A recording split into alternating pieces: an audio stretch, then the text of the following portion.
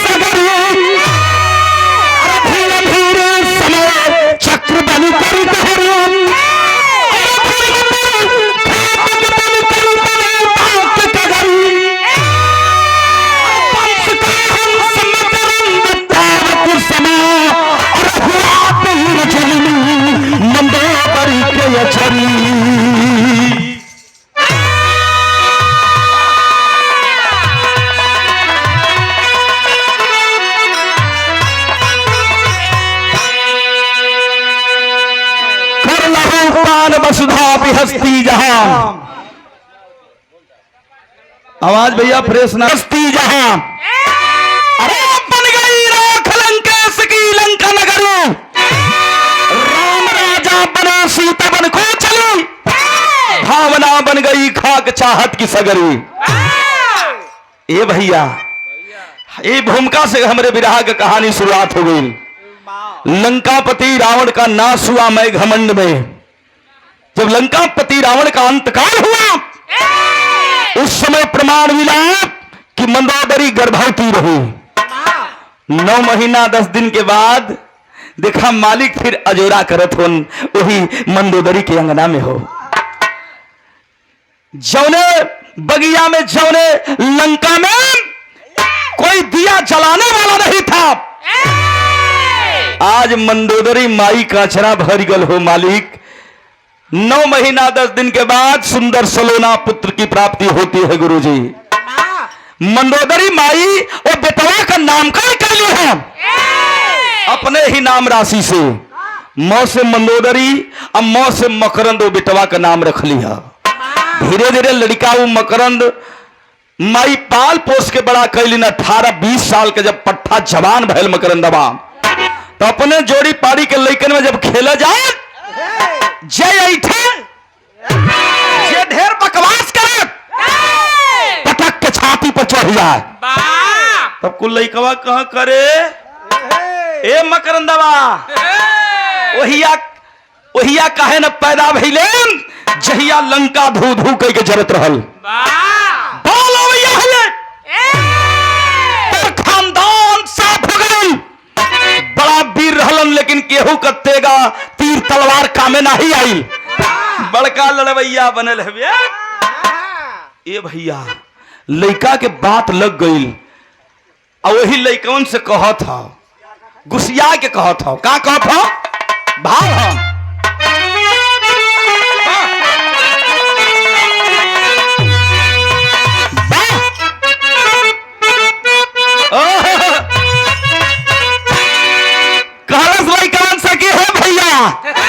अरे भाला से भी तेज कलेजा में बात लगल है बात घाव लगल है बात का।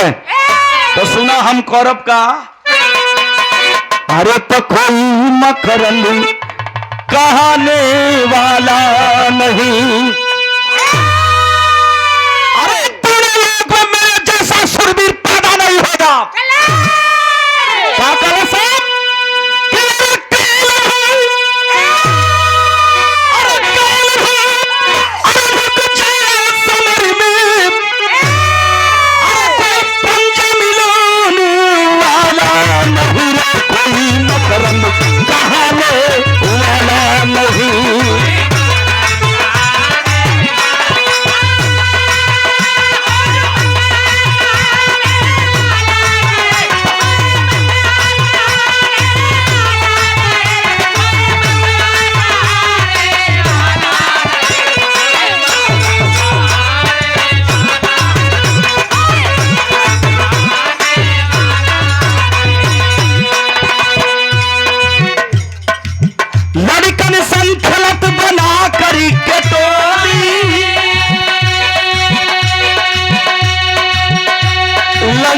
कुल लइकवा कह कि ओ मकरम तोर बाप कैसन रहल?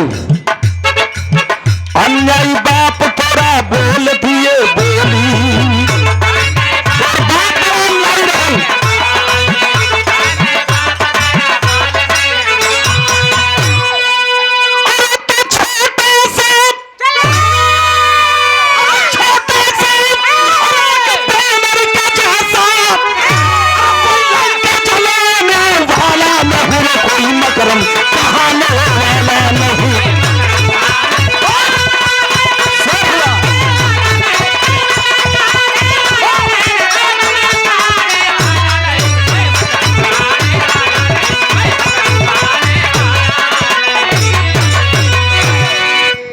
लइकवन का बात सुन के कलेजा में आग लग गई मकरंदवा के कि अरे हमार बाप मारल गईलन, हमार भैया मेघनाथ मारल गईलन, इतना वीर रहलन कैसे मारल गईलन? के मरलस? छोटा सा बानर आए के लंका के फूंक देलस, जरा देलस। अरे बाप रे बाप, लइकन के टोली से भागल भागल माई मंदोदरी वही दुआरी पर बैठल है, अपने बेटवा के इंतजार करत हो। भागल भागल गल मकरंदवा अपने माई के सामने रोवे लगल। कस माई उठ गई माई मंदोदरी, अपने अचरा से अपने बेटवा का आंस पोछत है कि बेटा अरे तोहरा के मार देलस, के गरिया देलस, के ताना मार देलस? ए बेटवा तू हमारे दोनों आंखी का पुतरी हुआ, हमार ज्योति हुआ लाल, बता का भइल बा तोहरा के? कलश माई कुछ ना भइल, न केहू मरलस न केहू गरियौलस, बात का बान यही कलेजा में लगल है। ए माई इतना बड़ा हो गई हम 18-20 साल करे कुल रात छुपा के अपने कलेजा में दफनवले है। आज माई बतावे के पड़ी। ए पंचो 3 हट बड़ा खतरनाक होला, राज हट, एगो तिरिया हट, एगो बाल हट। हट कर दिया मां मंदोदरी के सामने। मकरंद माई बतावे के पड़ी, अगर नाम बताबू तो हनमुख चल जाई, कहीं जाए के डूब मरबे माई, फांसी लगा के मर जाई। आय हाय मंदोदरी माई रोवे लगल। कलश बेटवा बुताई ला के मत उघरवाओ बेटा, मत उघार, मैं घमंड में पूरे परिवार का नाश हो गई। प्रणाम मना कैली प्रतापी राजा और प्रगान विद्वान तोहरे पिताजी के, लेकिन नाही मल्लन। धर्म का लड़ाई ना ललन, अधर्म का लड़ाई ललन, अंततो गत्वा मारे गए बेटा। माई मंदोदरी बेटा के सामने नतमस्तक हो जाती है और सारी बात एक एक लाइन में सुनावत है अपने बेटवा का नजम में। कैसे?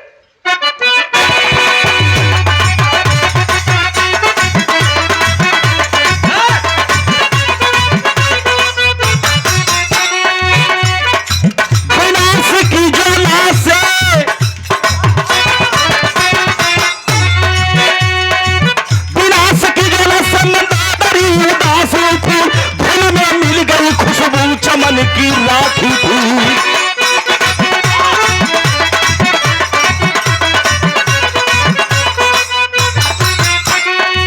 लिया करा से अपने मां से जीद खाया था,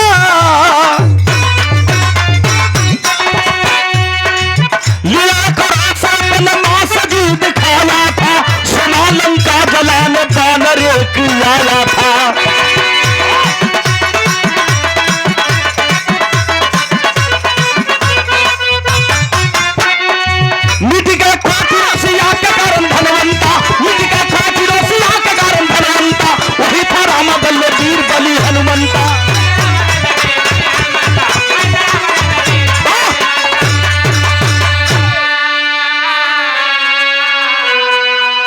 वही था रामा दल में वीर बलि हनुमंता। आवाज साफ ना जाती का भाई? Hello hello. तो बिरहियन का आदत है कि सट के हट के पैतरा मार के चललन। अब भोजपुरी भैया लोग तो सटा के चललन।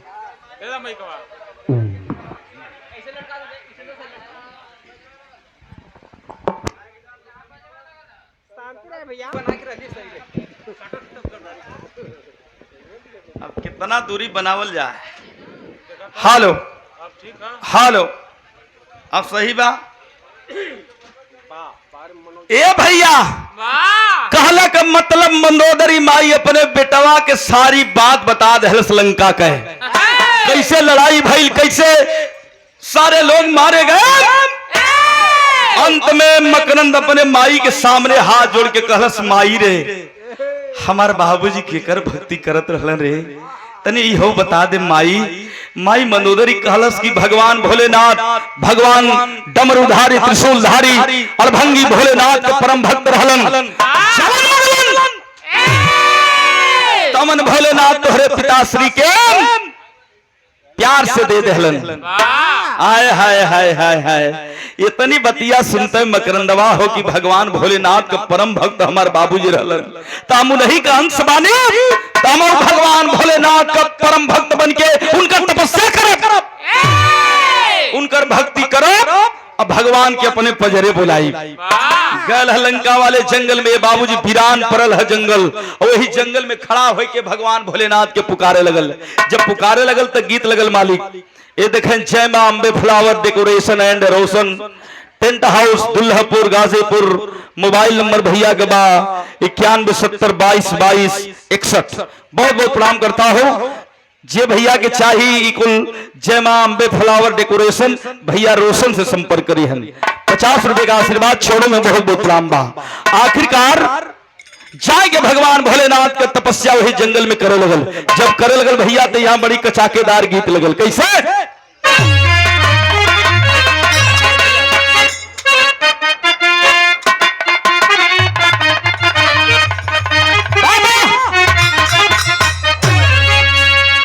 गीतिया के बड़ा मचल के स्वर्गीय रामदेव गुरु जी अपने जवानी के आलम में गावत रहलन। कौनो दुल्ही सपना देखत रहले मीनाक्षी जी, रात के भरहरिया में 3 बजे सपना कबो कबो सहियो हो जाला। दुल्हनिया सपना सुनत है सुनील भैया, लेकिन ओकर सपना तनी गलत हो गल। अपने बलम परदेसिया के देखत हो कि यही मऊ स्टेशन पर उतर के राजा बेग लटका के घरे आवता रे। जब अखिया खुलल गुरुजी तो लजा गई, कहत रहल, का कहत रहल कि हम प्रीतिया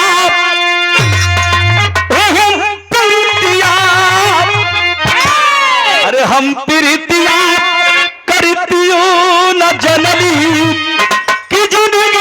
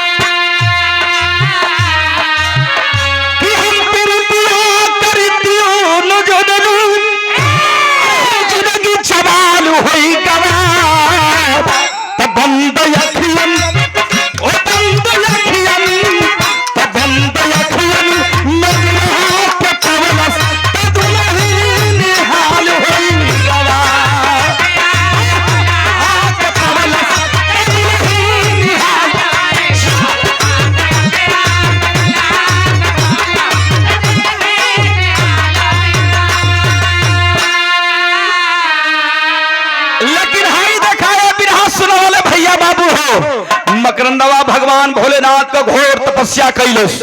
जब घोर तपस्या कैलस तो भगवान शिव के प्रसन्न कैलस। जब प्रसन्न कैलस त्रिशूलधारी डमरूधारी भगवान भोलेनाथ कैलाश पर्वत पर विराजमान रहलन। यह सावन का महीना है।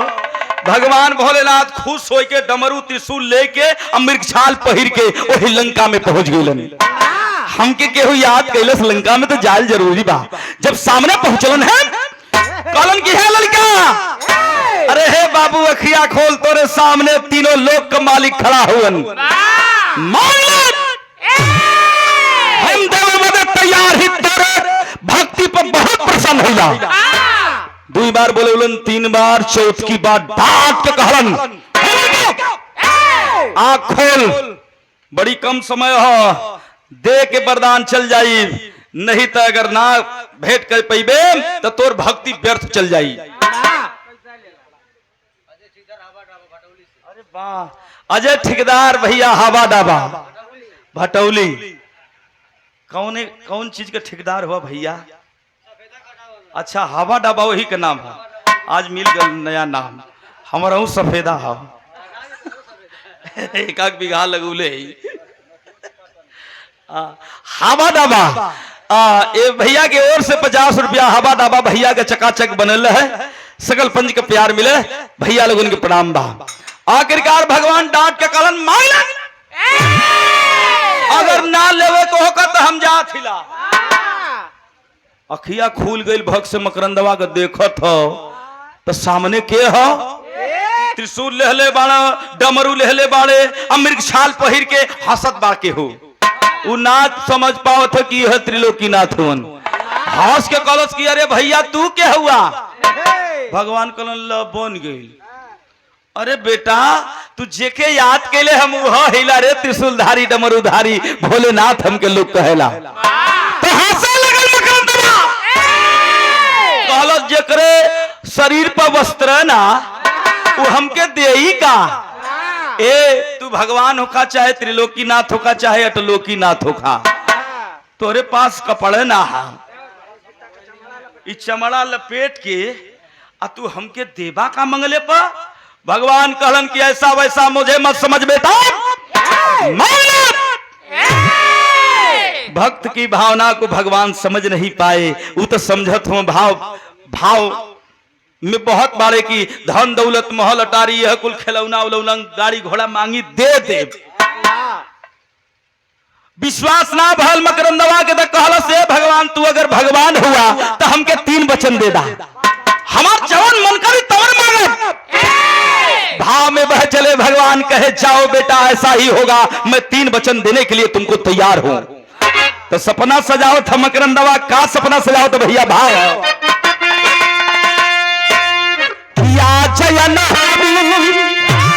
भगवान सामने मुस्किया थे तो मकरंदवा कहलस या जयन अरे हामी बनैबा अरे सपनवा सजायली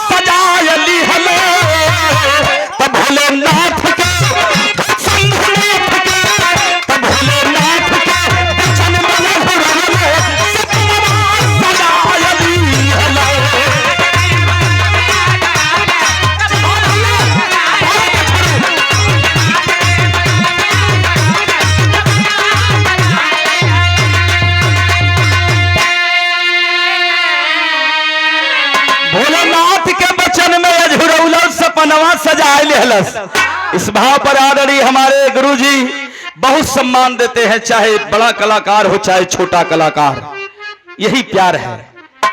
अजीत पांडे गुरुजी जियापुर आजमगढ़ की धरती से ये प्यार भरा 200 रुपए का आशीर्वाद चौड़ों में बहुत बहुत प्रणाम बा नमन बा एक गीत का फरमाइश भी रहा गुरुजी का हो जाई ता भगवान भाव में एकदम बही चलन कलन की मांग ले बेटा 3 वचन तुके दे दिल बानी तब मकरंदवा कहलस कि अगर देवे को हुई तो दे दिया इनकार मत करिया कहना भगवान ना ना ना ना ना रे बेटा इनकार ना करब तो दिल खोल के मांग ले तो मांगत था पहिल का वरदान का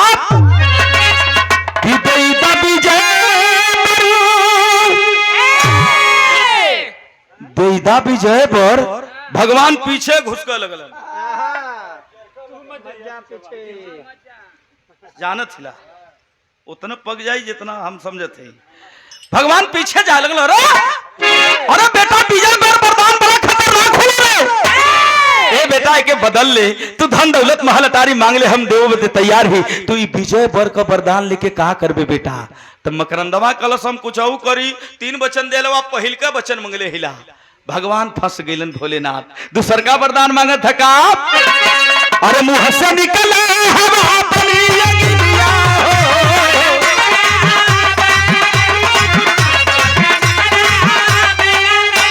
अब दूसर का सुन ले प्रभु कि धरती अंबर तक सबके नचैबे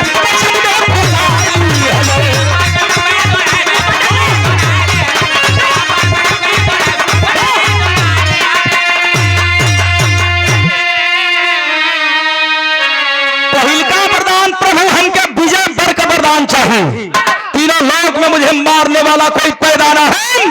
दूसर का वरदान जो हमारे मुहवा से हवा निकले, अग्नि के समान निकले, जेके चाहिए ओके हम फूंक दे। भगवान कहले तो बन गई। ये तो साला 440 वोल्ट ना 33,000 वोल्ट है। 33,000 वोल्ट से भी पावर करी में है। हम तो फंस गई, अब तो वरदान दे वही के पड़ी। भगवान कहलन बेटा इकुल लेके तू का करबा? कहलस ये प्रभु मंदोदरी माई का बेटवा ही कलन कुल जाने थे, तू तुहार नाम मकरंद हो, हम के मत बतावा। भगवान कलन अब तो वरदान दे वही के पड़ी। आवाज दिया भगवान भोलेनाथ, वरदान तो ले लेला बेटा, लेकिन मंत्र ना ही लेला। मकरंदवा कहलस की बड़ा गुमान में कल भगवान जल्दी बतावा मंत्र का है तुहार? भगवान कहलन खाली ओम नमः शिवाय करत रहबा, धर्म का रक्षा करबा बेटवा, गरीब दुखिया के सहायता करबा तो तुहार जय जयकार हुई और हमें बन जाएगा। अगर ओम नमः शिवाय का जाप भूल गई ना तो रणभेरी मैदान में मारल जीबा। और ये आशीर्वाद आया भारतीय जीवन बीमा LIC के सहायक अधिकारी महोदय ऑलरेडी हमारे रामधनी यादव बड़े भैया की ओर से 200 रुपया आशीर्वाद। नवपुरा की धरती से हमारे बड़का भैया भीम यादव, हमारे संतोष यादव प्रधान जी के भाई हैं, हमारे भी भाई हैं। भैया को बहुत बहुत नमन करता हूं, 200 रुपये का आशीर्वाद चोड़ में बहुत बहुत प्रणाम बा। आखिरकार भगवान दे के वरदान जब चलन है तो टेरी के भाव लगल मालिक कैसे?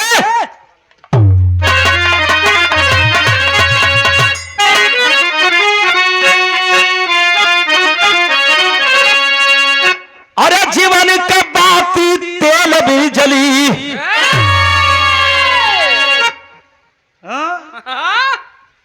कल जात हुआ पूजन हलवाई। अच्छा वाह,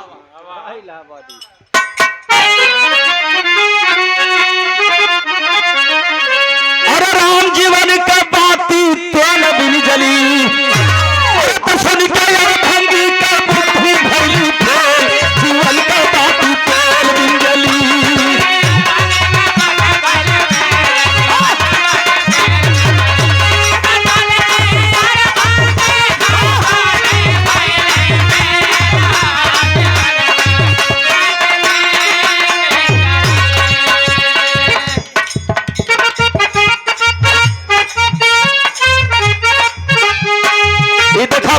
गुरुजी लोग कल हजा गुरुजी स्वर्गीय बिरहा सम्राट स्वर्गीय बुल्लू गुरुजी तेरी के बात बोले का कहे?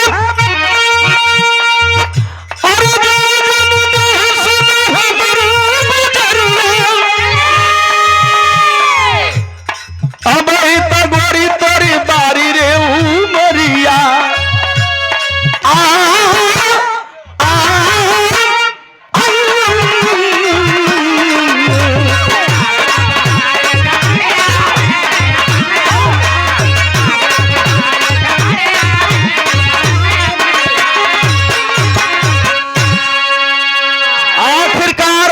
चले गए वरदान देकर के मकरंद को।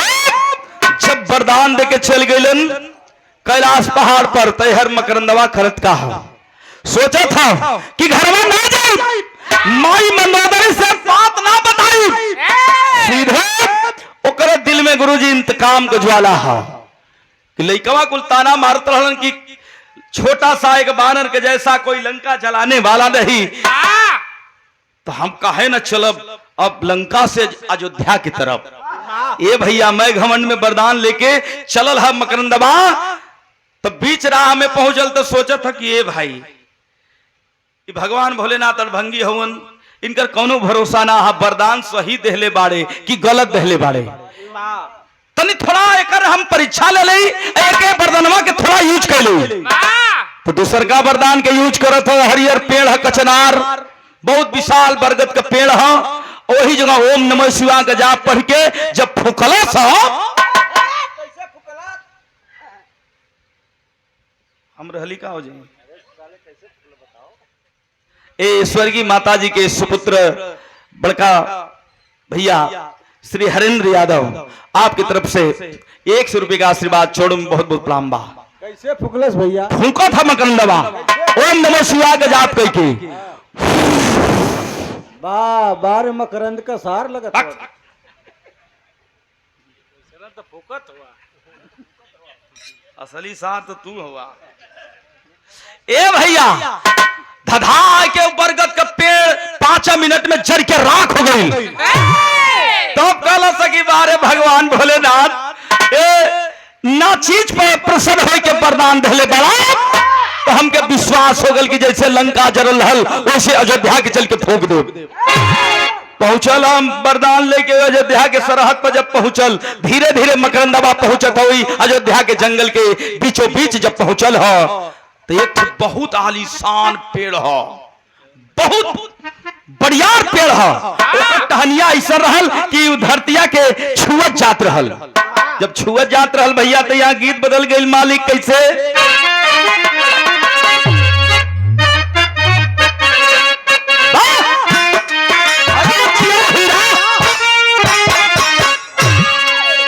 जब दोनों सम्राट गुरु लोगों में बिरहा होखे कचा कच गुरु जी तो गीतन का जोड़ होखे।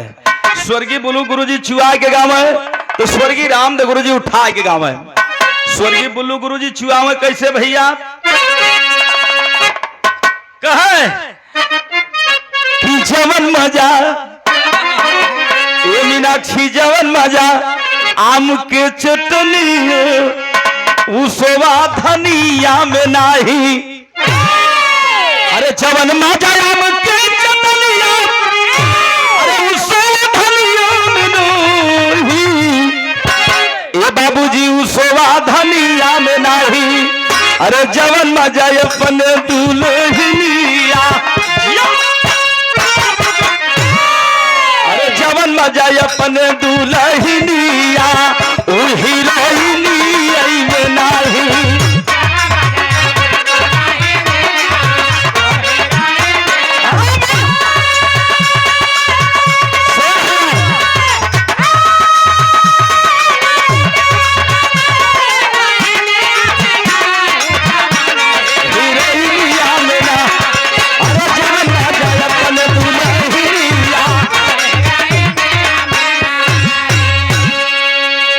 और इस भाव पर आदरणीय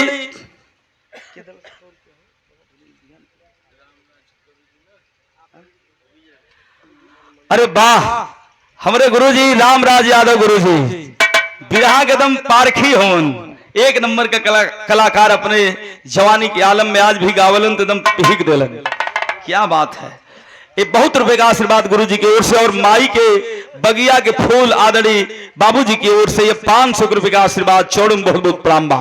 तब रामदेव गुरु जी उठा के गावे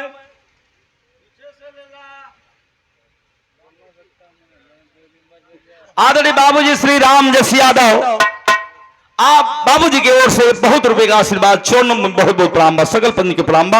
आशीर्वाद की प्रतीक्षा रही। कैसे भैया रामदेव गुरु जी उठा के गावे वाह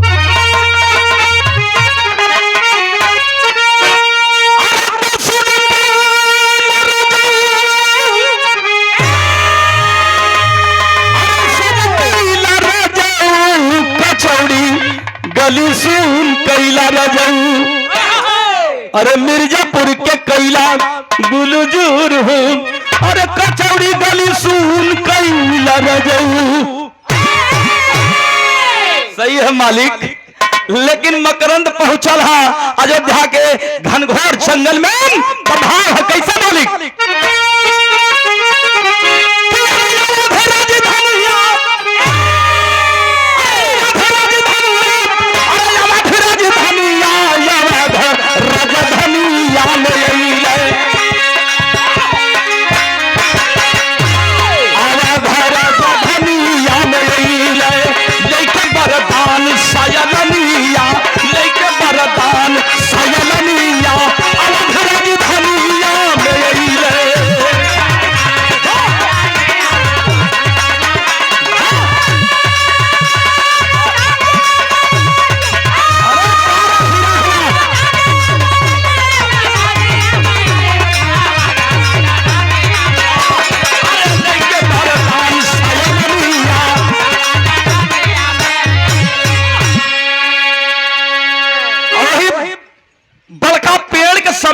जब पहुंचल हम मकरंदवा,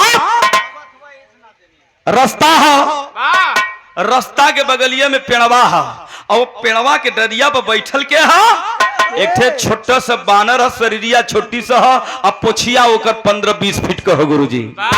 रास्तवा के छेद के बैठल है। मकरंदवा गल तो कहत है कि अरे, सोचे लगल कि अरे साला ऐसन जानवर तो हम लंका में देखबे नहीं कैली। एक शरीरिया छोट बा लेकिन एक पोछिया बड़ी बढ़ियार हो, बड़ी आलीशान बा। रहा ई रास्तावा छेकले हा तो एक पोछिया पकड़ के और घुमा के 4-5 फेरा पटक दिए के तब नगर अयोध्या के बनवा में अइले।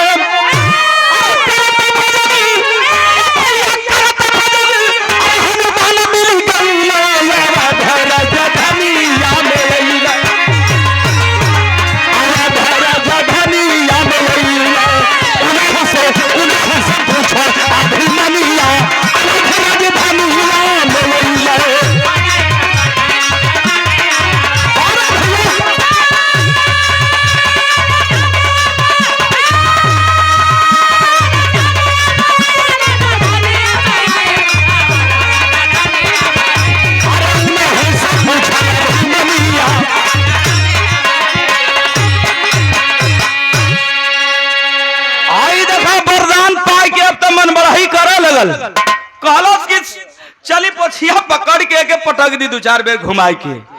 जो ही पोछिया के पकड़े गल है मकरंदवा घमंड में, अब उके बैठल है दरिया पर, राम भक्त हनुमान बैठल हो, हाथ जोड़ के भगवान के भक्ति में लीन हुआ। जो ही पोछिया के पकड़ के उठावल चाहलस, भगवान वीर बली हनुमान जी तनी से पोछिया के टुनकाय दहलन। जब टुनकाय दहलन तो फेंकायल है 5-6 बीघा वहार। जब फेंका गल तो धूर उझारे लगल, अरे हई जानवर का देखा, हमके उठा के पोछिया से फेंक दहलस। लगल ओम नमः शिवाय, ओम नमः शिवाय के जाप करे। कल से जानवर चल उतर जल्दी। भगवान हनुमान जी पीछे मुड़ के देखलन कि अरे साला ई कवन निपोरी आ गल। अयोध्या में जौने घाट पर बाघ बकरी घाट पर पानी पियलन, ई कहां से आ गल? न लायक कहीं का खड़खड़ खड़खड़ वही डार पर से उतरलन हा, सामने खड़ा हो गए हनुमान जी। कहलन से बाबू तू कहां के रहे वाला हुआ, तू दुष्ट बालक कहां से आए हो, कहां के रहने वाले हो, तेरी मंसूबा क्या है, तुम अपनी असली रूप में आओ, तुम लगते हो कोई दानव हो। हंसा लगल मकरंदवा कि मैं दानव नहीं, मैं भी मानव हूं। और तुम कहलस कि आप कौन हो जो इंसान के रूप में हूबहू बोल रहे हो। भगवान हनुमान जी कहलन पहले अपना परिचय बताओ, इसके बाद मैं परिचय बताऊंगा। मकरंदवा कहलस हमारा नाम मकरंद है, हमारे माई का नाम मंदोदरी है। लंकापति रावण का बेटवा हिलाम, जैसे लंका जरल हो इतने अयोध्या के फूंक आल हिला। हनुमान जी कहलन हे दुष्ट बालक, अपने जवान पे लगाम देने तो हलक से जवान खींच लूंगा। कहलस तू आदमी में ही बोलत हुआ, तू अपन परिचय ना देला, तू के हुआ? हनुमान जी कहलन हमके लोग कहेला कि राम भक्त हनुमान। तो कहला बस बस बस बस, अरे तू ही हनुमान जी हुआ? अरे यार आप ही लंका जलाए थे। भगवान हनुमान जी कहलन कोई शक, मैंने ही लंका को जलाया था। घमंडी रावण का मैंने तहस नहस करने वाला मैं ही हनुमान हूं। कहलस ठीक हो, मल्ला लंका के एकदम नंगा कह दहला तो यार दूध का दूध पानी का पानी होइए के रहे। तू सेना लेके गल हला, लेकिन हम लंका से अकेला आल हिला। मर्द हुआ तो लड़ाई कह के देखा, जब लड़ाई में पार हो जीबा तो आत्मसमर्पण कर ले। हनुमान जी कहला इस साला हाई देखा, बात बात में बात इतना बढ़ गई कि मकरंदवा हनुमान जी से कहलत ये तोहार बड़का है, ये तोहार बड़का है। कहला के मतलब भगवान रामचंद्र को बुलाइए तब लड़ाई होगी। हनुमान जी कहलन पहले हमसे फरिया ले तब भगवान के यहाँ जाइए। उठा लेलन कदा कलम मारब चल जेबे पतालपुरी। हर जय श्री राम का नारा और मकरंदवा ओम नमः शिवाय का नारा लगा के हाथ में ओकरे गदा आगल। जब गदा आगल तो दोनों ओर से चढ़ाई, अब लड़ाई का तैयारी है। जब लड़ाई का तैयारी है तो लड़ाई वाली गीतियों लग गई मालिक। कैसे?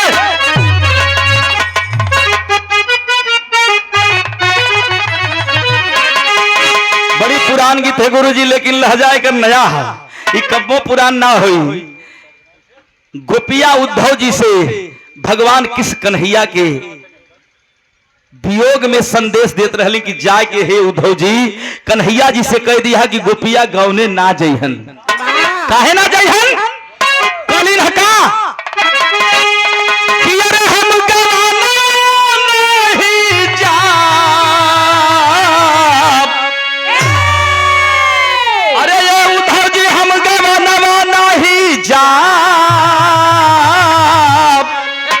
अरे नई नई प्रीत लगल हिरनवा, नई नई प्रीत लगल हिरनवा, हम गवाना नहीं जाब, नई नई प्रीत लगल हिरनवा।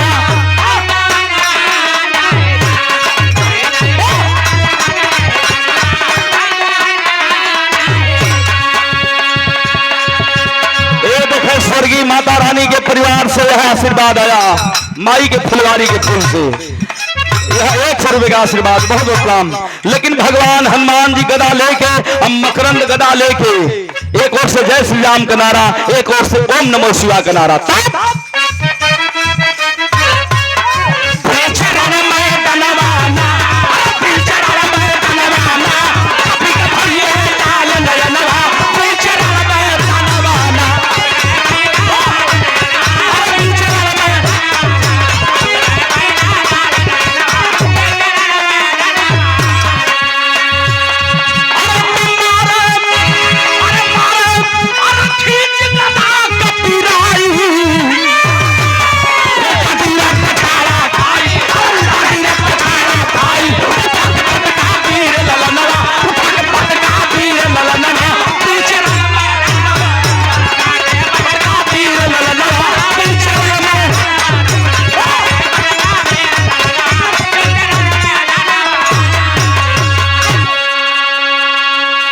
अरे बाप रे बाप, घमासान युद्ध हुआ अयोध्या में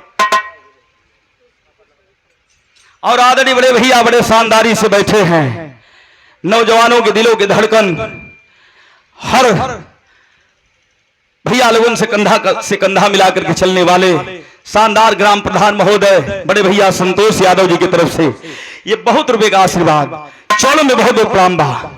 आखिरकार कहने का मतलब अंततो गत्वा प्रमाण मिला बाबूजी कि ओम नमः शिवाय का जाप हनुमान जी पर भारी पड़त है। हनुमान जी के पसीना होता तरतर तरतर, अरे ये कौन है? ये ओम नमः शिवाय का जाप कर रहा है, ये तो शिव शक्ति का वरदानी है। भगवान भोलेनाथ का यह वरदानी है, विजय वर का वरदान प्राप्त किया हुआ है, मैं इसका बाल बाका नहीं कर सकूंगा। भगवान वरदान का तौहीन नहीं कैलन, हनुमान जी दो धरतिया बस लेट गईलन। जब लेट गईलन गदा यही तरह खड़ा कई के एक हाथ में पोंछ पकड़ के कलश उठा, जितना तुहार लंका में पुछिया बढ़ल आज अयोध्या में बढ़े के हुई, बढ़ा के बढ़ी। लाचार हमर शिव शक्ति के आड़ में होकर के हनुमान जी गईलन हो पेड़ के यहाँ खड़ा हो गईलन। मकरंदवा कहल तनी पुछिया बढ़ावा मालिक। लगल वही पेड़ में, बरगद के पेड़ में लपेटत लपेटत 5-6 खेवा 5-6 फेरा हनुमान जी के जब बांध देहलस हो भैया, तो गुप्तचर देखलस कि अरे जौने घाट पर बाघ बकरी घाट पर पानी पियलन, जहां अमन चैन है, आज एक दुष्ट आकर के हनुमान जी के पेड़वा में बांध दलस। त्राहिमाम करता हुआ राज दरबार में पहुंचा है। भगवान मर्यादा पुरुषोत्तम रामचंद्र जी सिंहासन पर बैठे हैं, बगल में भ्राता लखन जी बैठे हैं। सारी बात रोकर के बताया है। लखन भैया गुस्सा में लाल खड़ा हो गए। कौन है भैया? ए स्वामी, हे नाथ, हमको आदेश करिए, मैं एक क्षण में उस पापी का अंत करके आता हूं। भगवान मंद मंद मुस्कुराहट है ओठों पर, कहते हैं कि हे भ्राता, गुस्से में किसी काम का हल नहीं होता और लड़ाई से कभी कोई जीत नहीं सकता। अगर जहां प्रेम है, अगर प्रेम की लड़ाई हो, जहां प्रेम की विजय हो, वहां जय जयकार ही होगा। जाओ, मैं आदेश देता हूं कि वो दुष्ट बालक को समझा बुझा करके उसके वतन भेज देना। रथ पर सवार होके लखन भैया जब वही जंगलवा में अलन है, मकरंदवा नजर उठा के देखा था कि लगत हो कि भारी भरकम सेना लेके केहू आवत हो, रथ सजा के। ये भैया सामने जब रथ खड़ा भयल, देखा था कि ये भाई रथवा पे एक आदमी, पीछे कोनो सेना होना ना। आवाज दिया मकरंद, अरे भैया तू क्या हुआ? लखन भैया हंस के कलन, अरे भैया तू केहू होखा, जौन कैला ठीक कैला, अब आगे बात मत बढ़िया। हाथ जोड़ के निवेदन है तो से कि जा अपने वतन चल जा। हमार भैया, हमार स्वामी, हमार भगवान आदेश कैले बाड़े, तू जा। कॉलेज की है भैया तू अकेला काहे इला, तू क्या हुआ? तो लखन भैया कलन, हमें लोग कहते हैं राम का भ्राता लखन, लोग हमको प्यार से बुलाते हैं। तब मकरंदवा बड़ा गुमान से कहस, काहे अकेला इला? ये अकेला भेटैला, तू हूँ अकेला भेटैला। कहा तब पहापट में कैसे भैया?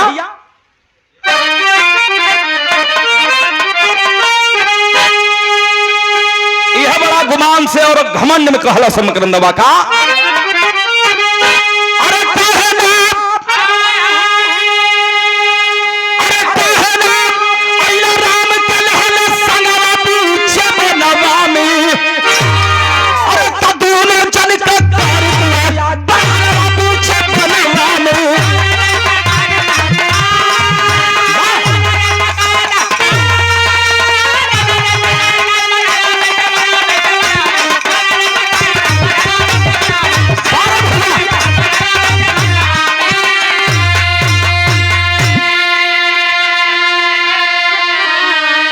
लखन भैया गुस्सा में लाल हो गए, मेरे दुष्ट पालक, मैंने तुम्हारा सामने हाथ जोड़ करके निवेदन किया कि जाओ अपने वतन चले जाओ, लेकिन दुष्टता पे दुष्टता करते जा रहे हो।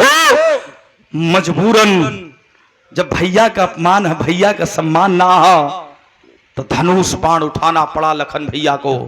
और दोनों ओर से कहले के मतलब लड़ाई छिड़ गई। ओहर से फिर ओम नमः शिवाय का जाप करे लगल। तब भैल का, अरे क्रोध में लक्ष्मण मारे हनि हनि, बलि बनला है सुशक्ति के यार में हुई की काट कर है बलि बना हो। अरे पकड़ लखन के, भैया पकड़ लखन के, अरे छुड़ा दिया यही खानवा पी, अरे कपे के पछुआ में बांधा, अरे ललनवा पीछे बनवा। आय हाय भैया फिर वह हाल कैलस। शिव शक्ति के आड़ में होके ओम नमः शिवाय का जाप करत करत लखन भैया के भी पछाड़ दहलस। जब पछाड़ दहलस, तरकस में एक को बाण ना रह गयल, बाण को खंड खंड में करता चला गया। जब बचा नहीं कुछ लक्ष्मण भैया के पास, तो गैल कहलस, कहा हो बस इतना लड़ाई? लखन भैया एकदम नतमस्तक हो, बात ना आवत हो। हाथ पकड़ा है, कलाई को पकड़ करके और खींच करके ले गल। तो कहलस तुम्हारा स्थान यही बरगद के पेड़ में है। कहलस ए हनुमान जी, हे नाथ, आप अनाथों के नाथ हैं, तो यो अनाथ है, तनी से पछिया बढ़ा दम मालिक। हनुमान जी के लाचार होकर के ओम नमः शिवाय का जाप करत था, पछिया बढ़ौलन। तो लखन भैया के भी बांध दलस पापी। यह तो गलती करत था। भगवान शिव जी कहे थे कि धर्म की स्थापना के लिए इस वरदान का यूज करना बेटा, अधर्मी कभी भी नहीं बनना। अगर अधर्मी बन जाई बात तो हर अंत हो जाई। ओम नमः शिवाय का जाप भूलिए मत। लेकिन देखा भुलात ना, अच्छा चलाक है, हम कुछ हो करी, चाहे अधर्मी बनी चाहे धर्मी बनी, ओम नमः शिवाय अगर हम करत रहब तो हमार कोई बाल बाका ना करे। ये हम भगवान शिव का वरदान है। ये भैया लगल है यहर, जब बांध लेला दोनों जाने के, तो कलश की बड़का लोग तो अबे करी। जोन मुहवा से हवा निकले अग्नि के समान लगल ओम नमः शिवाय का जाप पढ़ के वही जंगल में आग लगावे। यह तो गलती कैलस। ए भैया अयोध्या में भागल भागल फिर गुप्तचर गयल है भगवान के चरण में लेट के रोवे लगल कल से प्रभु आप ना चलबा अयोध्या का नाश हो जाई, नाथ अयोध्या का नाश हो जाई। आल्हा का भाव हो कैसे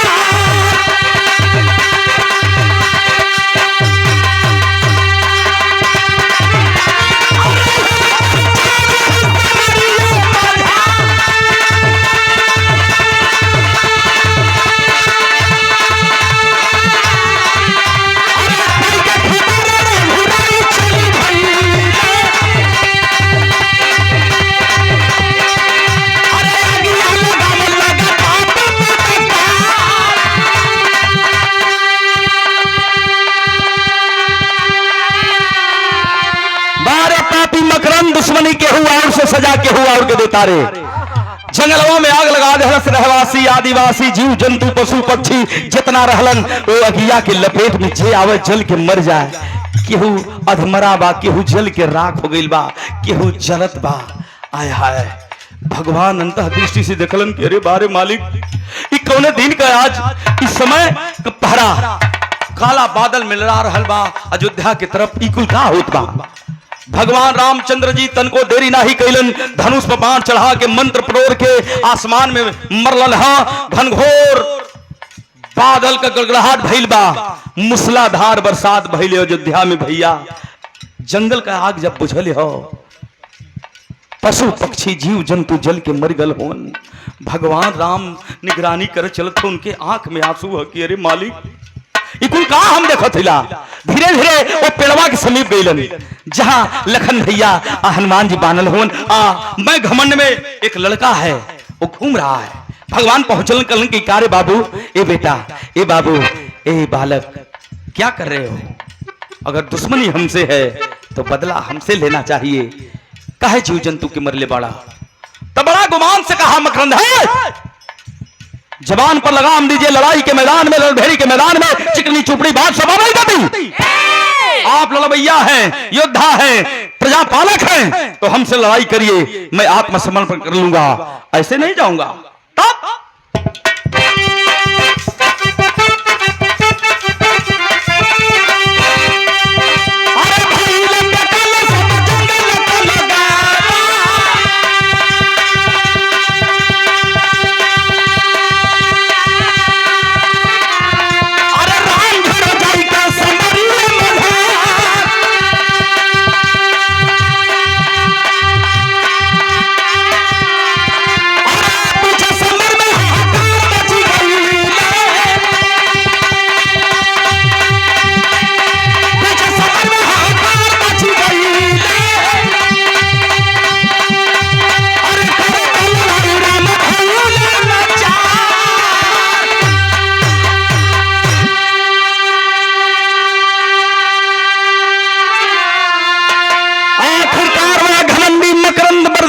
शक्ति का लाचार कर दिया मर्यादा पुरुषोत्तम रामचंद्र को। अंततो गत्वा प्रमाण मिला बाबूजी की भगवान राम को भी धनुष बाण उठाना पड़ा। जब धनुष बाण उठौलन है दोनों ओर से लड़ाई होखे लगल तो आज शिव शक्ति के आड़ में होकर के आज भारी पड़त हो। भगवान रोक दिए लड़ाई को। अंतर्दृष्टि से देखते हैं ये भगवान भोलेनाथ की करदानी है। हाथ जोड़ के गोहरौलन के हे नाथों के नाथ भोलेनाथ आप ना ई बात तीनों लोग प्रलय में विभाजित हो जाई। डमरू बजावत भगवान भोलेनाथ सामने खड़ा भइलन, दोनों ओर से प्रणाम स्वीकार भल ह। भगवान रामचंद्र जी के आंख में आंसू है। कहन का भगवान का मालिक यह कुल वरदान दिला। एक बार वरदान आप दिए थे किसको याद करिए। भस्मासुर की भक्ति पर प्रसन्न होकर के आपने भस्मासुर को वरदान दिया था, कहे कि जाओ, कहे थे आप कि जाओ ए भस्मासुर, जिसके सर पर हाथ रखोगे वो जल करके भस्म हो जाएगा। लेकिन हे प्रभु समझना पड़ा, वो निगरानी करे लगल, तीनों लोग का निगरानी कैलस तो सबसे सुंदर, सबसे सुंदरी आपकी अर्धांगिनी पार्वती को पाया। उसके नजर में पार्वती मैया के, पार्वती जी के नजर में गड़ा लेलस, सोचलस कि इन पार्वती से बढ़िया तीनों लोग में मेहरारू मिलबे न करी। तय आपक वरदानी आपके तीनों लोक में तरियावत रहल, भागत भागत तोहार पोछा ढील हो गल रहल। प्रभु अगर मोहनी रूप बना के भगवान विष्णु नहीं आते तो आपका उद्धार नहीं होता। तो ऐसन ऐसन वरदान दे देला प्रभु, तेकर उपाय करा, नहीं तो तीनों लोग विजय बर का वरदान दिए हैं आप। अग्नि एक मुहवा से निकलत है, तीनों लोक में इसे मारने वाला कोई नहीं है, उपाय करिए। भगवान भोलेनाथ कहलन की हाँ उपाय करना पड़ेगा रामचंद्र जी। कहलन अपने माई मंदोदरी के जान से बढ़ के मानेला। रामचंद्र जी टाइम बहुत कम है, माया की मंदोदरी सजा लीजिए, बना लीजिए, तैयार कर लीजिए और चढ़ा करके धनुष पर बाण माया की मंदोदरी के सीने में मारिए।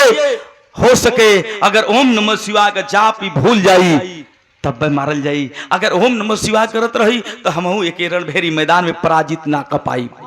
विजय वरदानी है, विजय बर का प्राप्त है, इसको विजय बर मैं दिया हूं तो मैं भी नहीं मार सकता हूं। भगवान कलन ठीक है प्रभु, टाइम कम बा। माया की मंदोदरी भगवान रामचंद्र जी बना लिए और धनुष पर बणवा चढ़ा के जो ही मारे चलत हुआ तब मकरंदवा घूम के देखा था, अरे माई ए माई और तू का लंका किस कर चली आइलू, हम अयोध्या बदे अकेला काफी रहली। ए माई जो तू जा, हम निपटाए के बस दो चार घंटा लगी, हम आवतानी सबके मिटाई के। मंदोदरी माया की मंदोदरी हंस रही थी, मुस्कुरा रही थी। तब तक भोलेनाथ आदेश दिए कि हे रामचंद्र जी अभी लगत हो ओम नमः शिवाय का जाप भुलाई। माई के ओर प्यार में बढ़ल, धनुष मार फेंक दलस। माई के ओर अपने मंदोदरी माई के ओर बढ़ल है प्यार में, तो भुला गल मंतरिया। जब मंतरिया भुला गल ओम नमः शिवाय के, तो कहल माई रे ये कुल पागल हूं सब, ये छलिया है, हम इधर के चक्कर में ना पड़ब। माई चल चल चल, ओम नमः शिवाय के जगह अनाप शनाप लगल बोलो कर बुद्धि काम ना करत हो। तब भगवान भोलेनाथ कहलन कि हे रामचंद्र जी धनुष पर बाण चढ़ा करके मारिए पापी को। मैंने तो इसके भक्ति पर प्रसन्न होकर के इसको वरदान दिया था, लेकिन धोखे से मुझे वरदान देना पड़ा, धोखे से मांगा था, मुझको देना पड़ा। भगवान रामचंद्र जी धनुष पर बाण चढ़ा के जब मरलन है, सीना में लगल है पापी के, धरती पर राय के जब गिरल है तो चिड़िया चुरमुन पेड़ पौधा हंसे लगलन। जब हंसे लगलन भैया तो खड़ी का भाव है। जब लखन भैया हनुमान जी भगवान राम के देखलन तो खुशी का आंसू छलक पड़ल। आज खुशी का आंसू छलकल तो खड़ी में हनुमान जी लखन से कहत उनका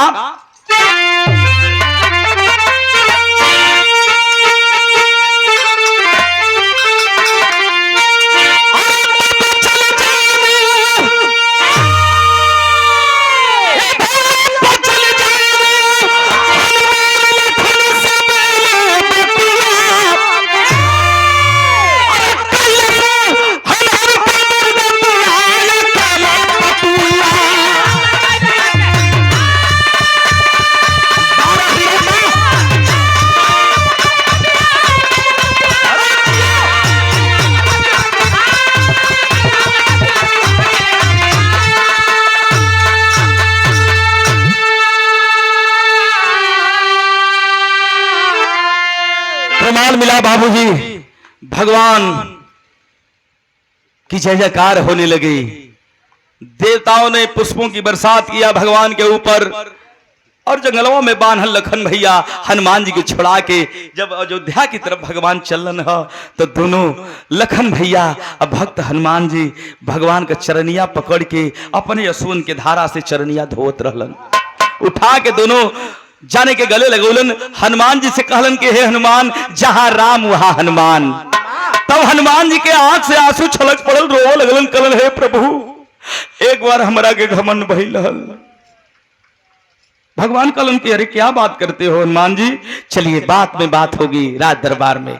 कलम नहीं प्रभु, आज दिल का वेदना कुल बात आज आपसे कहो। एक दिन हमके घमंड भइल जहिया लंका पर विजय प्राप्त करके भगवान अयोध्या आवत रहा तरस्तवा में एक थे हमसे बात कला हो नाथ कि हमके काशी चले के हा, भगवान भोलेनाथ के दर्शन करे के बा, गंगा नहाए के बा, पूजा पाठ करे के बा। ए हनुमान जी मुहूर्त लगत बीत जाई। रस्तवा में जब गईला प्रभु तो भगवान शिव जी का मंदिर मिलल। मंदिरवा के बगलिया में सरोवर छोटा सा मिलल प्रभु। वही सरोवर में आप स्नान कैला, स्नान करके फूल माला लेहला प्रभु। अब भगवान शिव का आप पूजा करे चल गिला। हमके आदेश दिला हो नाथ कि हे हनुमान हमार मुनरिया गिर गई बा पनिया में, हमार मुनरिया निकाल के लियावा, हम तबले भगवान भोलेनाथ का पूजा करत थिला। हे प्रभु वो दिनमा हमके घमंड हो गई कि भगवान हमके नौकर जाने लन, जौना होला तौना हमके अढ़ाई देलन। भोलागिर पहाड़ उठेलन, समुद्र पार करके सीता मैया का पता लगौली, तनको सकन ना भइल, लेकिन भगवान हमके छोटे छोटे काम अढ़ाई देलन। आय हाय वह दिनमा प्रभु हमके घमंड हो गई। छोटा सा सरोवर में तोहार मुनरिया गिरल रहल, जब मुनरिया के पकड़े जाई, टोई के पकड़े जाई तो मुनरिया पताल लोग भागत रहल हो प्रभु। कहले का मतलब जय बेर पकड़ गईली तय बेर नीचे भागत रहल मुनरिया। कहले का मतलब हे नाथ तू अंतर्यामी हुआ, दाता हुआ। मुनरिया पताल लोग पहुंच गई। पताल लोग पहुंचल तो कहां पहुंचल? एक घड़ा रहल, वो घड़ा में वो मुनरिया समा गई। जब मुनरिया हम निकाले गई, एक मुनरिया जब मुनरिया वो घड़ा में हाथ डली तो एक मुनरिया कई हजार रूप में प्रभु। हमके पानी में पसीना होत रहल, रोत रही जब तोहार नाम ले ली हो नाथ पतालपुरी में तो हमारे उद्धार भयल। भगवान उठा लिए और कलेजा से लगा लिए कि हे हनुमान आंसुओं को पोंछ डालो, जहां राम वहां हनुमान। भगवान लेकर के अयोध्या की तरफ चले हैं तो भाव है कैसे कि प्रभु श्री राम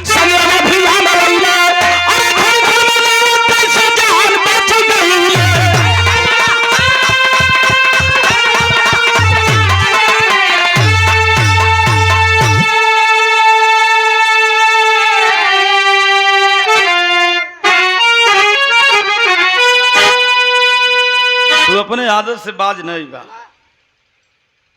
आदत से मजबूत हो। जितना करिया हुआ अंदर से ढेर करिया हुआ। चढ़ जाओ का दिक्कत? बिना मंगल ही दे देते हो। चला बड़ गिलत आवा वाह।